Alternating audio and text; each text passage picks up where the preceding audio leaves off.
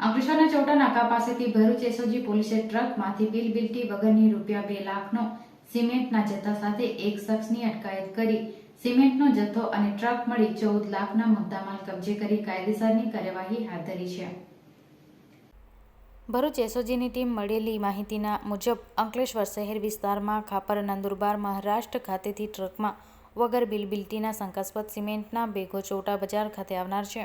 જેથી ટીમ અંકલેશ્વર શહેરના વોચ ગોઠવી ટ્રક આવતા તેને રોકી ચેક કરતા તેમાં અલ્ટ્રાટ્રેક સિમેન્ટના બેગ નંગ 500 મળી આવ્યા હતા. આ સિમેન્ટની બેગોને ખરીદ બિલ કે આધાર પુરાવા બાબતે તેના ચાલક મુજાહિદ હુસેન ગુલામ હુસેન મકરાણીને પૂછતા તેણે સંતોષકારક જવાબ આપ્યા ન હતો અને ગલ્લા તલ્લા કરવા લાગ્યા હતા, જે આધારે અલ્ટ્રાટેક સિમેન્ટની બેગો ચોરીથી મેળવેલી હોવાનું પ્રથમ દ્રષ્ટિએ જણાઈ આવતા ટીમે 2 લાખની સિમેન્ટ અને 12 લાખ ટ્રક મળી કુલ કિંમત ₹14 લાખ મુદ્દામાલ સાથે સીઆરપીસી કલમ 102 મુજબ ચાલકની ધરપકડ કરીને ટ્રક ચાલક સામે પણ સીઆરપીસી કલમ 41(1)D મુજબ ગુનો નોંધી સિમેન્ટ અને ટ્રક જપ્ત કરી વધુ તપાસ હાથ ધરી છે.